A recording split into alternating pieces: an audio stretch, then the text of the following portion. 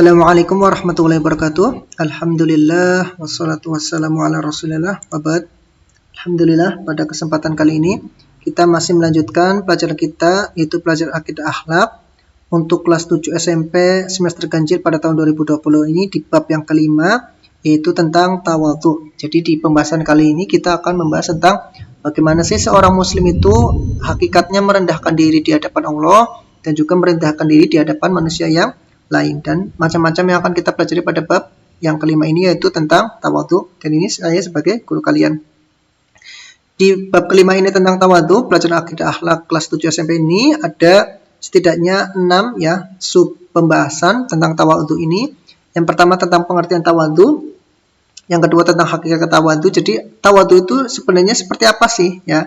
Kemudian subbab yang ketiga anjuran tawadhu. Jadi Islam itu menganjurkan kita agar senantiasa bertawadhu. Kemudian yang sub yang keempat, bahwasanya pemaaf itu ketika kita memaafkan orang lain pun merupakan sifat tawadhu ya, dan dengan pemaaf itu Allah Subhanahu wa taala akan mengangkat derajat kita semuanya.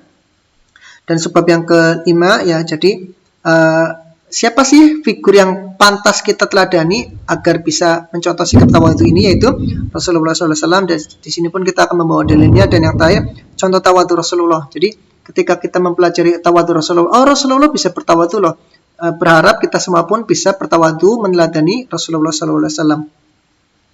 Sebelum kita belajar, mari kita berdoa kepada Allah Subhanahu wa taala agar pembelajaran kita mudah dipahami. Ya, lebih baiknya lagi bisa kita ajarkan untuk orang lain. Di antaranya adalah dengan doa, Allahumma inni as'aluka ilman nafi'a. Ya Allah, kami meminta kepada Engkau ilmu yang bermanfaat, bukan hanya untuk kami sendiri, namun pun bermanfaat untuk orang lain, warizqan thayyiba, dan rizki yang halal lagi, bergizi, wa amal mutaqabbala, dan kita meminta kepada Engkau agar senantiasa menerima amalan kami, baik sholat kami, puasa kami, zakat kami, termasuk pula belajar pada kesempatan kali ini. Dan kita pun berdoa dengan doa yang lain, semisal Rabbi zidni ilma, ya Allah tambahkanlah kepada kami ilmu agar kami mudah untuk menghafalnya, warzuqni fahma, dan bukan hanya hafal yang mudah bagi kita semua, namun pun kita bisa memahami nas-nas tersebut, dan yang lebih baik lagi agar kita bisa memahamkan kepada orang lain. Dan Ustaz pun di sini membawakan suatu hadis agar kita semangat untuk belajar dan mengajarkan ilmu. Di antaranya idza mata ibnu Adam, ketika anak cucu Nabi Adam telah wafat ya, termasuk kita semua, in qata amaluhu, maka semua amalnya pun terputus, salatnya, puasanya, zakatnya, semuanya terputus karena dia telah mati ya. Illa min salat, kecuali ada 3 hal yang walaupun kita mati tetap bisa mengalir pahalanya kepada kita semua ya. Di antaranya apa? Sedekah jariyah ya, uang kita, tanah kita yang kita wakafkan untuk kaum muslimin, untuk membangun masjid, sekolah dan sebagainya. Aw ilmin yuntafa'u bihi, atau ilmu yang kita ajarkan kepada siswa kita, murid kita, tetangga kita, keluarga kita, dan sebagainya ya. Termasuk pada pembelajaran kali ini yang kita bisa mengajarkan untuk orang lain, itu bisa bermanfaat untuk kita walaupun kita sudah wafat. Aw waladun saleh yad'ulah, atau anak yang senantiasa mendoakan kepada orang tuanya, meminta ampunan kepada mereka walaupun mereka berdua sudah mati, namun doa dari sang anak pun masih bisa sampai kepada mereka semua.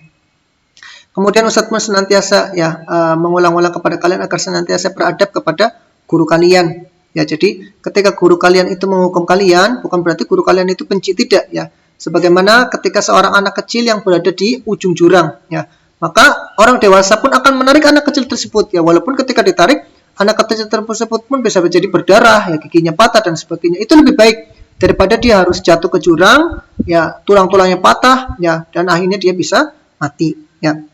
Dan di sini pun Ustaz memberikan gambarnya pada tahun 1969 ya, ketika anak kecil itu nilainya kecil, maka dia akan dimarahi oleh guru dan orang tuanya, dan dia pun akan semangat lagi agar kelak semester depan, kelas depan pun nilainya menjadi baik. Namun beda dengan hari ini ya, ketika anak nilainya jelek kemudian dia melaporkan kepada orang tuanya, kita lihat ya, sini anaknya cengengesan, kemudian orang tuanya pun memojokkan kepada gurunya. Dan kita tidak inginlah hal seperti ini. Kita ingin agar hubungan antara murid dan guru begitu harmonis. Dan di sini pun Ustadz ya mengulang-ulang agar kita senantiasa bersyukur ya, dan membuat bangga orang tua kita dengan semangat belajar kita. Kita lihat ya, ketika ini ada ya, ini tidak disebut sekolah lah ya, dan dindingnya pun ya bambu anyaman seperti ini ya, namun anak-anaknya tetap semangat belajar. Dan kita pun harus senantiasa bersyukur ya kepada orang tua kita, walaupun orang tua kita memberi makan kita seadanya ya. Ya alhamdulillah kita makan masih punya lauk ya. Coba bayangkan ya, walaupun kita masih berada di musim pandemi seperti ini ya, tapi tetap kita masih bisa makan sehari 3 kali. Coba bayangkan sini, saudara-saudara kita yang berada di Afrika itu jangankan makanan 3 kali sehari, bisa jadi sehari sekali makan pun mereka tidak sanggup ya. Mereka meminta-minta dan sebagainya, bahkan ada yang mati karena waliyadzubillah. Ya, kita masuk ke pembahasan yang pertama ya, yaitu pengertian tawadhu. Mari kita pelajari bersama, tetap semangat. Secara bahasa ya, pelajaran tawadhu ini, kata tawadhu berasal dari bahasa Arab ya, berasal dari kata tawadhu'a ya. Ada 5 huruf, ada ta, waw, alif, dot, kemudian ain, tawadhu'a ya. Tawadhu'a sendiri ya dalam bahasa Arab kalau ketika diterjemahkan ke bahasa Indonesia artinya merendahkan hati ya. Jadi jangan salah paham ya, kalau bahasa Indonesia itu ada 2, satunya merendahkan hati, satunya merendahkan diri. Tapi kalau merendahkan hati itu positif ya, artinya merendahkan hati itu tidak sombong. Tapi kalau merendahkan diri itu dia bisa jadi melacurkan dirinya ya, menghambakan dirinya kepada makhluk yang lain. Tapi kalau merendahkan hati itu beda ya, artinya merendahkan hati ini lawan dari sombong, tidak sombong. Dan secara istilah itu apa?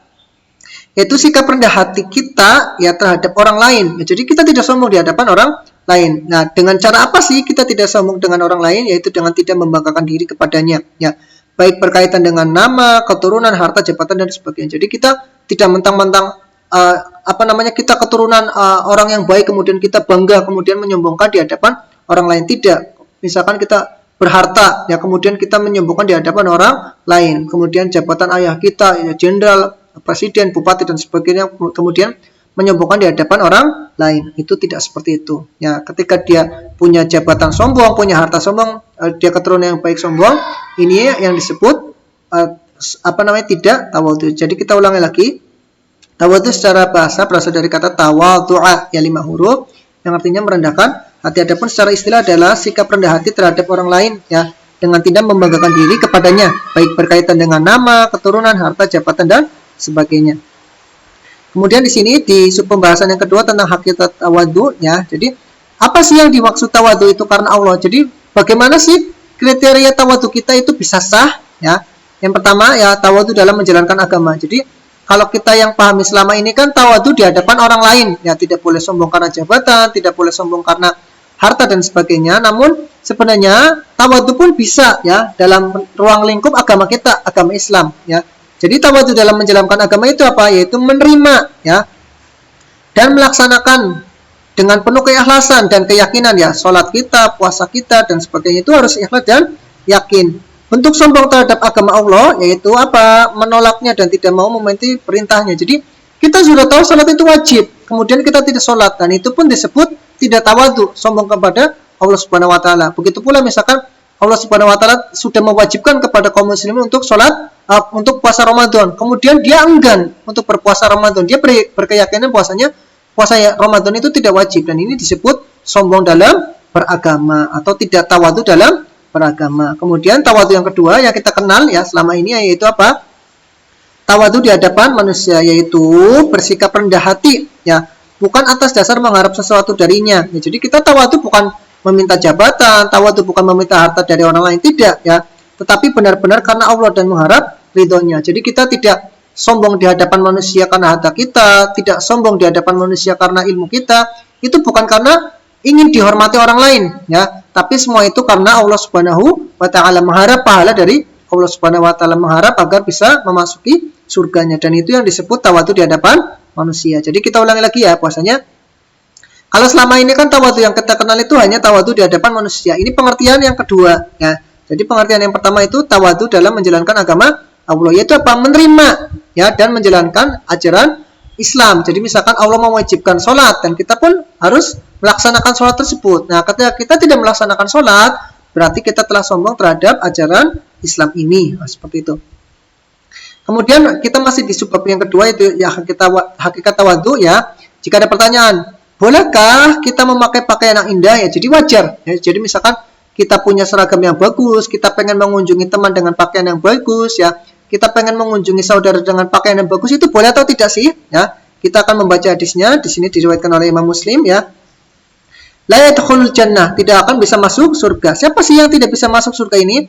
Man kana fi qalbi mithqala dzarrah ya. Yang ada di qalbihnya, yang ada di hatinya itu mithqala dzarrah, sekecil biji sawi ya, sekecil zat atom lah. Dari apa sih sekecil biji sawi itu? Min kibar, dari sombong. Ya, jadi Yang kita titik fokuskan di sini ini kiber ya, sombong. Kiber itu lawan dari tawadu ya. Jadi kalau kiber itu tidak tawadu ketika dia sombong maka dia tidak tawadu. Qala rajul, maka seorang sahabat pun bertanya, aduh, kok kalau punya sombong tidak bisa masuk surga? Makanya wajar sahabat pun bertanya, ya Rasulullah, aina rajula, yang seseorang itu ya yuhibbu an yakuna thawbahu hasanan. Seseorang itu wajar lah ya kalau suka bajunya bagus ya, wa na'luhu hasanah, dan sendalnya pun bagus ya untuk mengunjungi saudaranya, untuk menuntut ilmu, masuk masjid dan sebagainya. Bagaimana Rasulullah kalau seorang muslim itu punya baju dan sendal yang bagus? Maka Rasulullah SAW di sini menanggapi, Innallaha jamil, ya, sesungguhnya Allah Subhanahu wa taala itu maha indah ya, dan Allah adalah puncak dari suatu keindahan. Yuhibbul jamal, dan tentu dari yang indah itu mencintai keindahan. Ya, maksudnya apa? Bahwasanya boleh ya seorang muslim itu pakaiannya indah, sendalnya indah, itu tadi hanya menjadi masalah. Yang menjadi titik masalah di sini adalah yang kiber di sini, yaitu Rasulullah SAW memberikan pengertian al-kibru batarul haq wa ghamtun nas. Nah, ini ya. Jadi sombong itu ada dua sisi ya. Satu sisinya adalah batarul haq, menolak kebenaran tadi ya. Jadi misalkan Allah Subhanahu wa taala mewajibkan dia sholat, kemudian dia tidak mau sholat. Nah, ini disebut kiber. Begitu pula Allah Subhanahu wa taala mewajibkan dia puasa, namun dia tidak puasa, maka ini pun disebut kiber. Wa ghamtun nas. Kalau tadi ya batarul haq yang pertama ya, ketika menjalankan agama yang tadi ya, di sini ya, yang batarul haq itu yang di sini dia tidak mau menerima ajaran Islam. Nah, kemudian yang kedua di sini wa ghamtun nas, dan kategori kiber di sini ya, kategori sombong di sini adalah wa ghamtun nas, merendahkan manusia. Dan ini kriteria yang kedua ya, itu merendahkan manusia, ini tawadhu di hadapan manusia. Jadi kiber yang dimaksud di sini adalah bukan karena seseorang itu pakaiannya bagus, sendalnya bagus dan sebagainya, tidak. Tapi kiber yang dia tidak bisa memasukkan ke dalam surga ini adalah apa? Yaitu yang pertama batarul haq, dia menolak kebenaran. Disuruh sholat tidak mau sholat, disuruh puasa tidak mau puasa, padahal sholat dan puasa itu wajib. Begitu pula kriteria yang kedua ghamtun nas, dia sombong di hadapan manusia ya, karena hartanya, karena jabatannya dan sebagainya, seperti itu ya. Jadi meremehkan manusia ketika dia mentang-mentang jabatannya tinggi, manusia disuruh minggir, seperti itu ya. Ketika dia mentang-mentang uangnya banyak, tidak mau antri, manusia disuruh minggir. Dan ini yang disebut wa ghamtun nas, merendahkan manusia, melecehkan ya, menghina manusia, dan ini baru disebut sombong. Kemudian kita masuk ke pembahasan yang kedua, yaitu anjuran bersikap tawadhu. Jadi Islam itu menganjurkan agar umatnya senantiasa tawadhu ya. Jadi walaupun pakaiannya bagus tidak menjadi masalah, yang penting dia tidak tadi ya, wa ghamtun nas, dia tidak melecehkan manusia, yang menghina manusia dan sebagainya ya. Sebagaimana yang Allah Subhanahu wa taala firmankan dalam surah Al-Furqan ayat 63, wa ibadur rahman, ya, para hamba-hamba Allah ini ya, yang soleh, yang beriman, yang muhsin adalah apa? Mereka-mereka yang bertawadhu, alladzina yamshuna al-ard, ya, mereka yang berjalan di muka bumi ya, berjalan ke kantor, berjalan ke sekolah, haunan, dalam keadaan tawadhu ya, tidak membusungkan dadanya, tidak sombong, tidak merendahkan manusia, tidak mengeceh manusia ya. Ini kriteria yang pertama ya. Yamshuna 'alal ardi haunan, ketika mereka berjalan ke masjid, berjalan ke sekolah, itu mereka dalam keadaan tawadhu, tidak sombong, tidak membusungkan dadanya. Kemudian kriteria yang kedua, wa idza khatabahumul jahiluna ya, ketika orang-orang bodoh ya, orang-orang yang ya suka kayak gitulah, sesama sombong ya, mereka mengajak bicara, qalu, maka orang yang tawadhu pun mengatakan apa? Salama ya. Mereka mengatakan apa? Salam ya, tidak membalas keburukan mereka dengan keburukan lagi ya. Jadi bahasa mudahnya, mengalah tidak berarti kalah, seperti itu ya. Jadi misalkan ada orang yang ingin ngejak debat, kamu debat kusir lah, tidak ada yang menang, tidak ada yang kalah, namun menghindar ya. Kalaupun debat dengan debat yang santun, tidak marah-marah dan sebagainya. Dan ini pun termasuk yang tawadhu ya. Jadi Allah Subhanahu wa taala di sini menyinggung ya. Jadi kalau kamu itu jalan ya yang haunan ya, tidak membusungkan dada ya, tidak melecehkan orang, tidak menghina orang dan sebagainya. Dan kalau ada orang yang ingin mengajak debat engkau, debat kusir, debat yang tidak ada ujungnya ya, ini dihindari. Kalaupun berdebat pun harus dengan tidak marah-marah ya, harus dengan suara yang rendah dan sebagainya. Dan ini pun anjuran dari Allah Subhanahu wa taala agar kita bersikap tawadhu ya. Kemudian sub pembahasan yang keempat, yaitu apa? Bahwasanya apa sih? Jadi kalau kita tadi kan tahunya tawadhu itu tidak merendahkan orang, tidak melecehkan orang, tidak menghina orang. Ternyata ada kategori lain yang Allah Subhanahu wa taala ya dan Rasulnya pun mengkategorikan perbuatan itu tuh termasuk tawadhu loh, yaitu apa? Yaitu pemaaf ya. Jadi ketika kita memaafkan teman kita yang salah, ya ketika kita memaafkan saudara kita yang salah, teman kita salah kemudian minta maaf, saudara kita salah kemudian minta maaf, dan kita pun memaafkannya, dan itu termasuk perbuatan tawadhu. Nah, makanya di pembahasan yang keempat ini yaitu apa?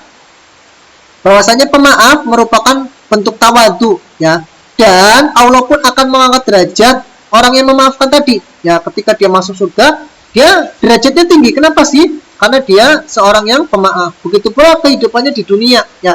Ketika kita memaafkan orang lain bukan berarti kita rendah, tidak. Justru kita bisa mengangkat diri kita di hadapan orang tersebut ya.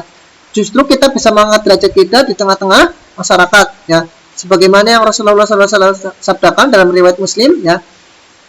Wa ma zadallahu abdan, ya tidaklah Allah Subhanahu wa taala menambahkan kepada seorang hamba bi afwin ya, ketika dia suka memaafkan orang lain ya, teman minta maaf kemudian dia memaafkan, saudara minta maaf ketika punya salah kemudian dia memaafkan, illa izza. Maka Allah Subhanahu wa taala pun menambahkan menambahkan kemuliaan dia, menambahkan wibawa dia ya. Jadi ketika dia memaafkan orang lain, maka dia pun semakin berwibawa di hadapan orang tersebut. Wa ma tawaddu'a ahadun lillah ya, dan tidaklah seseorang itu tawadhu karena Allah Subhanahu wa taala ya. Jadi bukan dia bertawadhu karena meminta jabatan, bukan karena dia bertawadhu meminta harta, illa rafa'ahu Allah. Kecuali Allah Subhanahu wa taala akan mengangkat derajatnya ya, baik derajatnya di dunia, dia nampak berwibawa di hadapan orang lain, dia nampak berwibawa di tengah-tengah masyarakat, ataupun Allah Subhanahu wa taala mengangkat derajatnya kelak di surga ya. Jadi ketika orang-orang itu di bawah, kemudian ada orang yang di atas. Nah, orang yang di atas surga ini salah satunya apa? Karena dia memaafkan orang lain, seperti itu ya. Jadi memang kadang kita gengsi gitu ya untuk memaafkan teman kita yang salah. Ketika meminta maaf, kita pun merasa gengsi ya ketika memaafkan saudara kita yang meminta maaf. Kenapa sih? Karena kalau kita memaafkan berarti kita kalau salah ya. Kita memaafkan ya, tidak menjadi masalah. Bisa jadi misalkan kita memberikan syarat ya. Iya, saya memaafkan kamu ketika kamu tidak mengulanginya lagi, seperti itu tidak menjadi masalah. Tapi yang jelas kita memaafkan orang lain ya. Salah satunya apa? Karena Allah ya. Ketika kita memaafkan orang lain karena Allah, maka Allah pun akan menjadikan kita semakin berwibawa. Dan bukan hanya itu pula ya, kita pun kadang salah gitu loh ketika terhadap orang lain, terhadap saudara kita, terhadap tetangga kita, dan kita pun mengakui kesalahan kita dan ingin kita dimaafkan oleh tetangga kita itu. Makanya ketika kita ingin dimaafkan oleh tetangga kita, berarti apa? Ketika tetangga kita meminta maaf pun kita selayaknya memaafkan ya. Jadi kita ulangi lagi, bahwasanya tawadhu itu kriterianya banyak ya. Salah satunya apa? Memaafkan.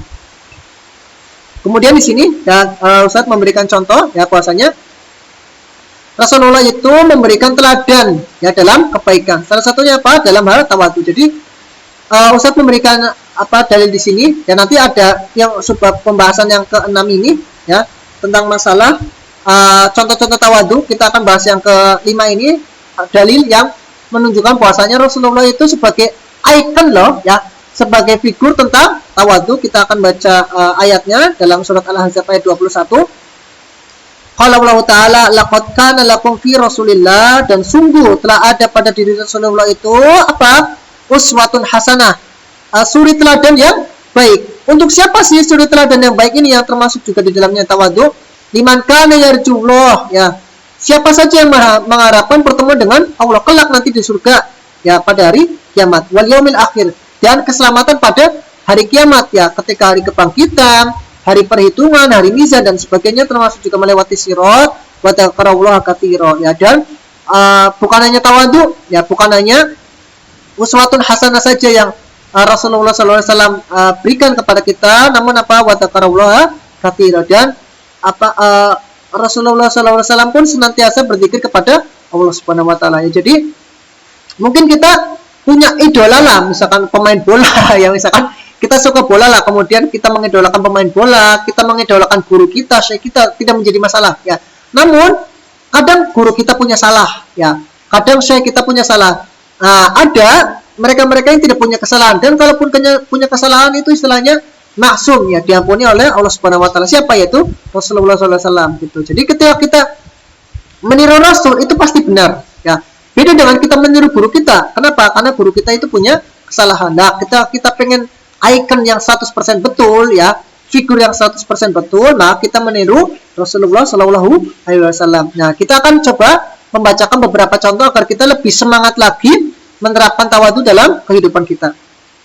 Ya, untuk subbab yang F ini adalah contoh tawadu Rasul. Di sini Ustaz hanya memberikan 3 ya. Sebenarnya contoh tawadu Rasul itu banyak. Kalau di buku kalian kan ada 5 ya. Ustaz ini hanya menyampaikan 3 tawadu saja, 3 contoh tawadu dari Rasul agar kita lebih semangat lagi bertawadu. Yang pertama ya, memulai salam dengan anak kecil. Kalau kalian bertanya, Ustaz, kok memulai salam dengan anak kecil itu sikap tawadu sih? Iya, ya kenapa sih? Karena Rasulullah itu seorang presiden, ya Rasulullah itu seorang jenderal. Kalau kita kan kadang menganggap, jenderal kok ngasih salam sih sama anak kecil, nanti dia tidak berwibawa. Tidak, ya justru ketika dia semakin bertawadu, maka dia semakin berwibawa di hadapan rakyatnya. Kemudian yang kedua, melakukan pekerjaan rumahnya ya, nanti kita akan membaca hadisnya. Rasulullah itu menjahit sendalnya ya, menyulam pakaiannya, padahal dia punya istri, ada Aisyah, ada Hafsah, ada Ummu Salamah, ada Zainab, ada Juwairiyah dan sebagainya. Namun beliau tetap tawadu ketika di rumahnya. Jadi bukan mentang-mentang beliau kepala negara ya, beliau seorang jenderal kemudian di dalam rumahnya menyuruh istrinya ini itu tidak ya. Beliau pun tawadu walaupun terhadap perempuan.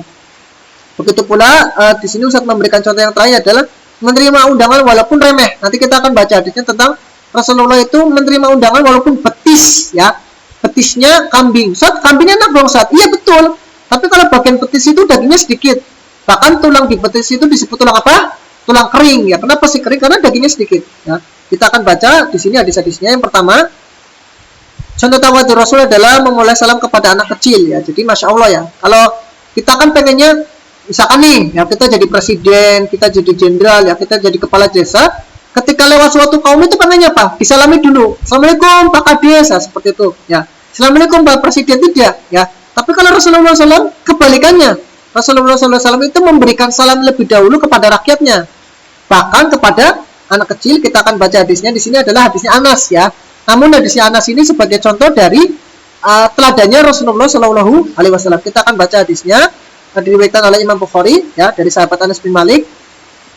Annahu marra ala sibyan ya, bahwasanya di sini kembali kepada Anas bin Malik. Bahwasanya Anas bin Malik itu pernah melewati anak-anak kecil ya. Jadi anak-anak kecil sedang bermain. Anas itu tidak minggir, tidak seperti itu ya. Itu adalah gayanya orang yang sombong. Tapi apa, membiarkan anak kecil itu main. Kemudian bukan hanya membiarkannya main, tapi apa? Fasallama alaihim. Kemudian Anas pun memberikan salam kepada anak kecil tadi ya. Assalamualaikum, lagi pada mainan apa nih ya, seperti itu ya. Jadi akrab gitu loh antara pemimpin dengan rakyatnya ya, antara orang tua dengan anak kecil. Kenapa sih? Karena memulai salam, bukan kebalikannya ya. Jadi misalkan seorang presiden, seorang jenderal melewati suatu kaum kemudian disuruh minggir, tidak ya. Jadi beliau tidak menyuruh anak kecil itu minggir, bahkan apa? Fasallama alaihim. Bahkan Anas radhiyallahu anhu pun memberikan salam kepada anak kecil tersebut. Kemudian beliau pun berkata kepada tabiin yang lain, ya Allah alam di sini tabiinnya siapa? Karena Nabi sallallahu alaihi wasallam yaf'aluhu ya, adalah Nabi sallallahu alaihi wasallam dulu ketika beliau masih hidup dan saya selalu mendampingi beliau ya. Jadi Anas bin Malik itu kan pembantunya Nabi ya. Jadi Nabi kemana-mana diikuti Anas ya. Kadang Anas bawa air ya, kadang Anas membantu Nabi perihal ini itu. Jadi ketika Nabi kemana-mana pun Anas tahu. Nah, ketika suatu saat Anas melihat Nabi melewati anak kecil dan anak kecil tidak disuruh minggir, justru Nabi memberikan salam. Begitu pula ketika Anas sudah dewasa ya, bersama muridnya, ketika melewati anak kecil tidak disuruh minggir ya, tapi justru memberikan salam ya. Jadi dengan keteladanan inilah antara orang tua dan anak kecil pun menjadi semakin akrab. Kemudian contoh yang kedua ya, tawadu Rasulullah adalah melakukan pekerjaan rumah ya. Masya Allah ya. Jadi walaupun beliau sebagai kepala negara ya, beliau jenderal, di rumah itu tidak, kopi sini bawa sini sama istrinya seperti itu. Istriku ini sandalku rusak, tolong jahitkan ya. Istriku ini bajuku bolong, tolong tambahkan, tidak ya. Masya Allah, Rasulullah itu begitu tawadu ya. Sendalnya rusak, dibenarkan sendiri ya, pakainya bolong, dijahit sendiri. Kita akan baca hadisnya ya, di sini diriwayatkan oleh Ibnu Hibban. Urwah itu sepupu ya, bukan sepupu berarti keponakan ya, keponakannya Aisyah. Jadi Urwah itu bebas untuk bermain bersama Aisyah, menuntut ilmu ya, menuntut ilmu kepada bibinya. Kenapa sih? Karena Urwah itu anaknya Zubair, sementara Zubair itu suaminya siapa namanya? Oh, subhanallah, lupa namanya. Suaminya Asma ya, sementara Asma ini kakaknya Aisyah. Nah, ini pernikahan dari Zubair dan Asma ini melahirkan Urwah. Jadi Urwah itu bebas untuk menuntut ilmu dari Aisyah. An Urwah qala qultu li Aisyah, aku pernah, yaitu Urwah bertanya kepada Aisyah, ya ummul mukminin, wahai ummul mukminin, Aisyah in kana yasna'u Rasulullah, ya Rasulullah itu ngapain sih ya, idza kana indak, ya ketika di sisimu, yaitu maksudnya ketika di rumahmu. Qala, kemudian Aisyah pun berkata, ma yaf'alu ahadukum fi mihnatin ahlihi, ya biasa seperti suami-suami kalian ketika sedang berada di rumah ya. Contohnya apa? Yaksifun na'lah itu kalau bahasa mudanya kita ngesol ya, ngesol sendalnya, memperbaiki sendalnya. Wa yuhitu taubahu, dan menjahit sendiri pakaiannya yang bolong seperti itu ya, bukan mentang-mentang karena dia kepala negara kemudian pulang-pulang bajunya bolong minta dijahitkan istrinya, tidak ya. Dia menjahit sendiri itu, masya Allah ya. Wa yarfa'u dalwahu, dan bukan hanya itu, beliau pun istilahnya yarfa'u dalwahu itu kalau bahasa Jawa itu ngangsu. ngangsu kan sebagian kalian nggak tahu artinya ya, jadi ngambil air gitu loh, jadi ngerek air dari sumur kemudian memenuhi kamar mandinya tuh, masya Allah ya. Jadi kita akan sebutkan 3 hal di sini yang beliau kerjakan di rumah. Satu ya, yaksifun na'lah, yang ngesol sendalnya, memperbaiki sendalnya yang rusak, atau apa, wayah itu tahu bahu ya, menambal bajunya yang bolong. Bahkan apa, kalau mengesol sendalnya, memperbaiki bajunya yang bolong itu kan tidak setiap hari ya, bisa jadi sebulan sekali atau bahkan bisa jadi setahun sekali. Yang pekerjaan sehari-hari kita akan baca di sini wayar paudalwa ya. Jadi beliau itu mengisi kamar mandi sendiri. Ini kan pekerjaan setiap hari ya, masya Allah. Tidak mentang-mentang sebagai suami kemudian mau mandi kemudian minta tolong istrinya. Itu minta tolong air kamar mandi dipenuhi. Oh, itu tidak. Tuh, masya Allah ya, walaupun beliau kepala negara, walaupun beliau itu jenderal, namun tetap tawadu di hadapan istrinya, masya Allah. Ini perlu kita teladani ya. Kemudian contoh terakhir ya yang Rasulullah SAW ajarkan kepada kita semua, yaitu apa? Tentang beliau menerima undangan walaupun remeh. Kita akan baca hadisnya. Rasulullah SAW bersabda, "Lau du'itu ila qura," ya, seandainya suatu hari aku diundang untuk makanan qura, ya qura itu telapak kakinya kambing, coba. Masya Allah ya. Telapak kakinya kambing itu ada dagingnya tidak? Ya tidak ada, itu kan yang buat sepatunya kambing itu tidak ada, cuma tulang-tulangnya doang ya. Au diro itu betis ya, betisnya kambing. Misalkan kalian bilang, "Saat itu kan kambing." Ya betul kambing. Tapi kalau bagian diro, bagian betisnya kambing itu tidak ada dagingnya. Kalaupun ada dagingnya itu sedikit ya. La ajab tuh, maka aku akan memenuhi undangan tersebut tuh. Masya Allah ya, walaupun cuma bisa jadi kita diundang makan nasi biasa gitu, lauknya cuma tempe orek, tapi Rasulullah tetap datang ya. Walau dia ilayya diro au kiro ya.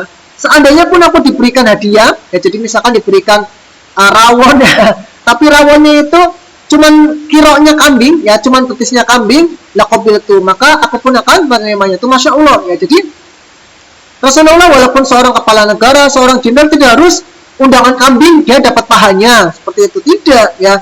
Undangan kambing dia dapat dagingnya yang empuk, tidak. Walaupun betisnya yang dagingnya sedikit pun Rasulullah SAW pun mau menerima undangan tersebut. Dan ini mufradat ya, seperti biasa yang seperti Ustaz ajarkan, kuro ya, kuro tadi ya, telapak kambing, yahsib ini ngesol ya, memperbaiki sendal. Sibyan ini anak-anak, jamak dari sobi. Haunan ini rendah hati ya, tidak sombong, tidak membungkukkan dada. Gomtu yang melecehkan, merendahkan, menghina. Batoru menolak ya, batorul hak menolak kebenaran. Gomtunas melecehkan manusia. Ini Ustaz ada berikan contoh video ya tentang suami yang bagus ketika di rumah ya, tidak menyuruh-nyuruh istrinya, bahkan tidak berkomentar, anaknya pesing, kamu ngapain sih tidak ngurusin anakmu ya, rumahnya bau, ini rumahnya bau sekali sih, kamu tidak ngurusin rumahmu ya. Kita akan dengarkan sementara di sini dan masya Allah ya, rekaman ini hujan tapi tidak mengapa lah, kita akan coba dengarkan video berikut tentang masalah ketika Rasulullah di rumah.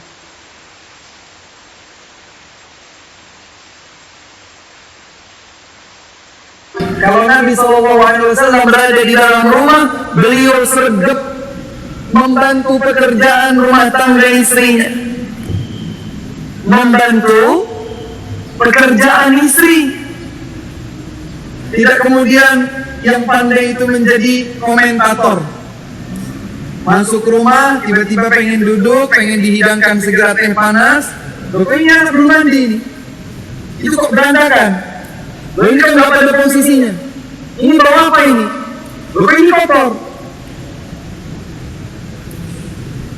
Kok posisinya seperti raja dengan pelayan? Tidak. Nabi SAW ketika berada bersama keluarga beliau membantu pekerjaan yang sedang dilakukan oleh istri-istri. Nah, Masya Allah, tabarak sekali. Ya, jadi orang ilmu wahidson, semoga Allah senantiasa menambahkan ketia ilmu dan semangat untuk belajar. Terima kasih banyak. Jika ada pertanyaan ini silakan hubungi Ustadz, baik itu WhatsApp ataupun email. Kemudian ini silakan kunjungi WhatsAppnya Ustadz, dan ini pun tempat Ustadz mengambil template untuk pelajaran kita kali ini, ya. Dan sebelum kita mengakhiri pelajaran kita kali ini, mari kita berselawat dan berdoa untuk orang tua kita. Kenapa sih kita berselawat untuk Nabi? Karena melalui media beliau lah kita mengetahui iman, Islam, dan termasuk ilmu salah satunya apa? Tawadhu. Maka kita berselawat untuk Nabi. Allahumma sholli ala Muhammad wa ala ali Muhammad kama sholaita ala Ibrahim wa ala ali Ibrahim innaka Hamidum Majid, ya. Serta kita pun berdoa untuk orang tua kita, ya, ayah kita yang membanting tulang, ya, kakek jadi kepala jadi kaki untuk bisa membiayai kita, ya, termasuk untuk membiayai sekolah kita, dan ibu kita yang telah mengandung kita, yang melahirkan kita, dan bahkan masih mengurus kita sampai sekarang ini walaupun kita sudah dewasa. Maka kita patut berdoa untuk keduanya. Rabbighfirli, ya Allah, ampunilah aku, wali dayak, dan ampunilah pula kedua orang tuaku, warhamhuma, dan sayangilah kedua orang tuaku, rahmatilah kepada kedua orang tuaku, berikanlah mereka karunia kepada mereka, kama rabbayani shaghira, sebagaimana mereka telah mendidikku sewaktu kecil. Alhamdulillah.